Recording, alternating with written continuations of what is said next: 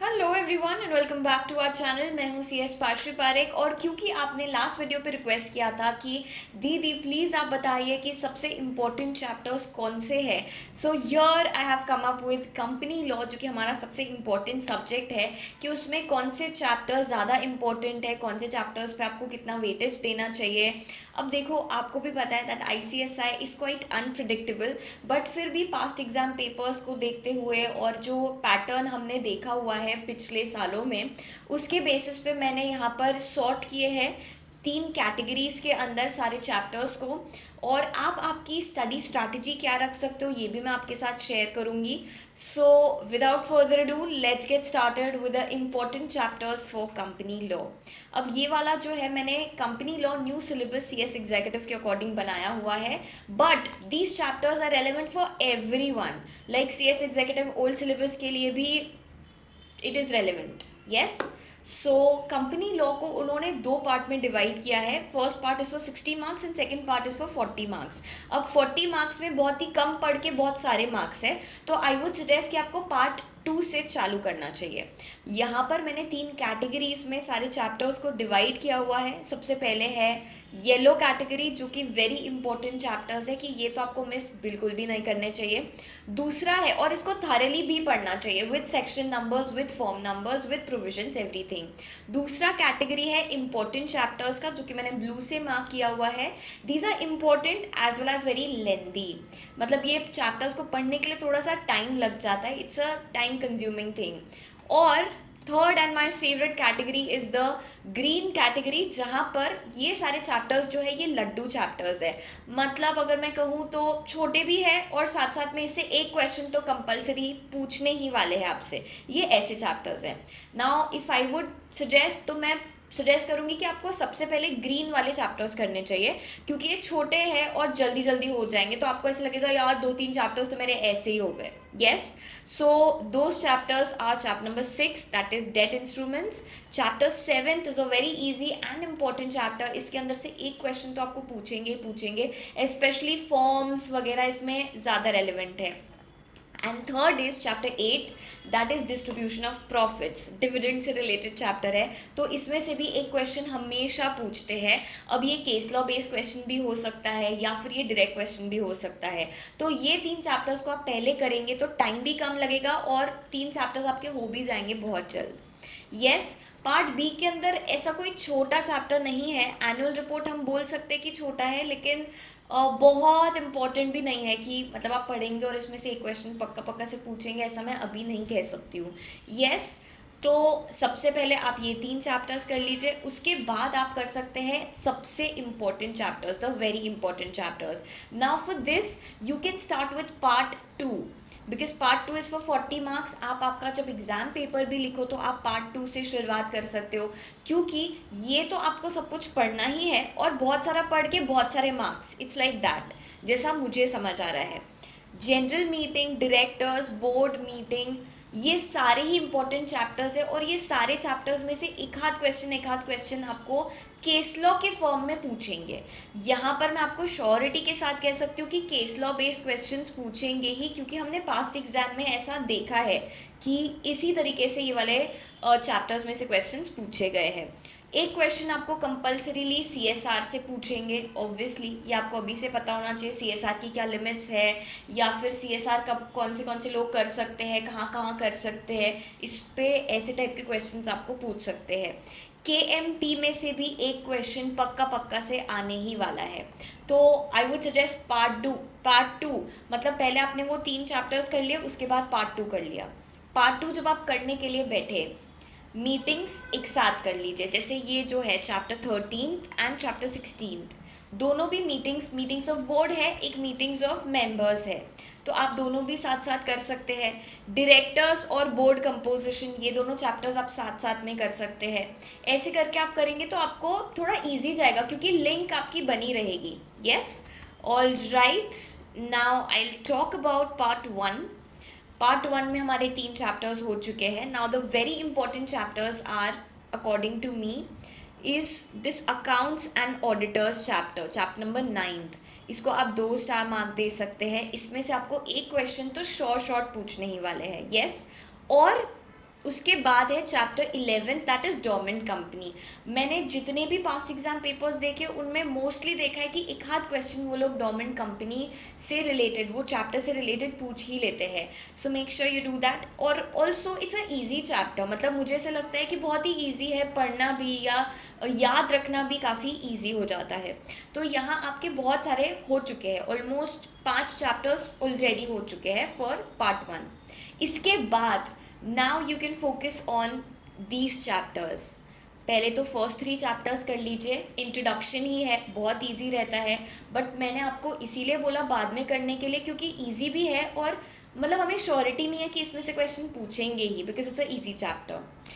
उसके बाद आप लीगल स्टेटस कीजिए, उसके बाद मेमोरेंडम एंड आर्टिकल्स कीजिए। अब चैप्टर 3 के अंदर से भी एक क्वेश्चन पूछने के चांसेस है, क्योंकि बहुत बार इसमें से क्वेश्चन एक आध पूछ लेते हैं, कभी पूछते कभी नहीं पूछते, तो it's a mix of both. Share capital के अंदर से एक क्वेश्चन शॉर्ट आएगा ही आएगा, but this is again a lengthy chapter and an important chapter, so you can prepare your self accordingly. जैसे चैप्टर 1 और 2 आपने साथ में पढ़ लिया, दोनों भी छोटे छोटे हैं, और मतलब छोटे छोटे मतलब दोनों भी इजी चैप्टर्स है, so you can combine it and do it together.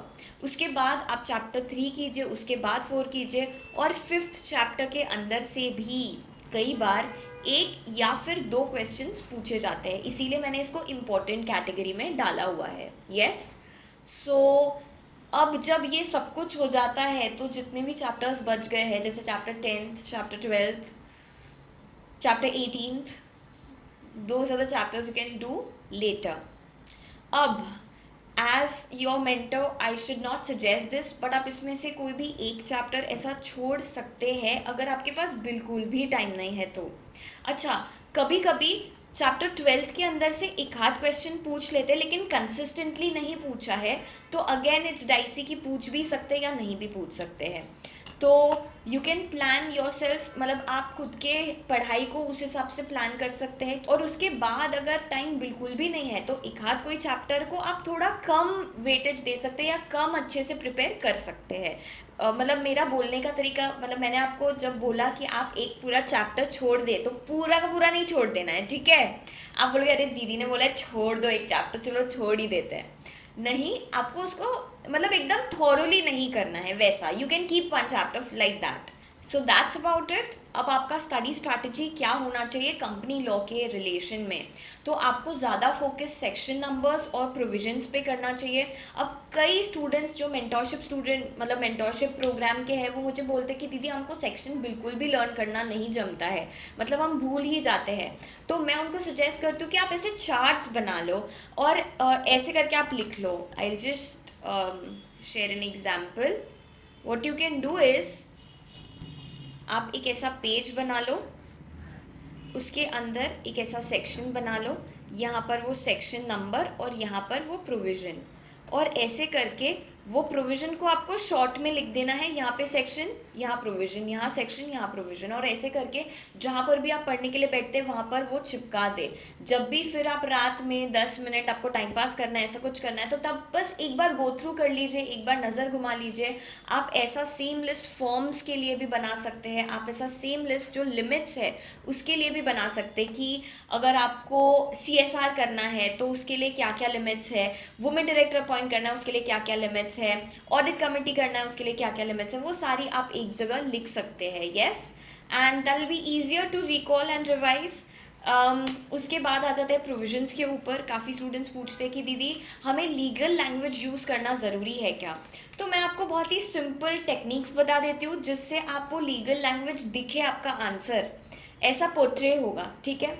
कभी भी जब आप सेक्शन नंबर्स कोट कर रहे हो तो अगर आपको कोई सेक्शन नहीं आता है, as per the relevant section of companies act, ऐसा करके आप लिख सकते हो। But for company law I would highly recommend कि आपको सेक्शन नंबर्स आने ही चाहिए। आगे चल के आप CS बनने वाले हो, अभी वो लोग ये देखेंगे कि सेक्शन नंबर्स कोट कर पा रहे हो या नहीं कर पा रहे हो। तो इम्पोर्टेंट चैप्टर्स के तो डेफिनेटली सेक्शन नंबर्स लर्न करना। और आप ऐसे भी लिख सकते हो as provided in section dash of companies act, या फिर pursuant to section dash of companies act, in the above case, ऐसा करके आप लिख सकते हो।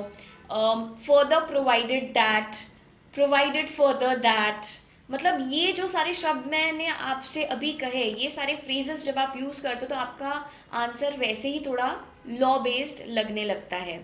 फिर जब आप कंक्लूजन लिखते हो तो कभी ये नहीं लिखना कि being the company secretary of this this company limited, नहीं, आपको ऐसा कुछ नहीं लिखना है, आपको स्ट्रेट फॉरवर्ड आंसर लिखना है, वो भी कंक्लूजन में।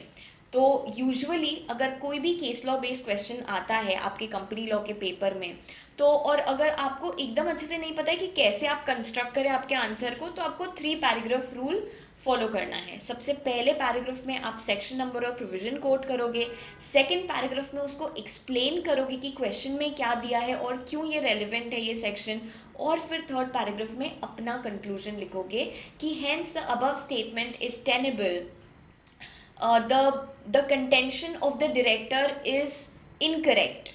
ऐसे सारे वर्ड्स आप यूज़ करोगे तो it will make your answer look more professional.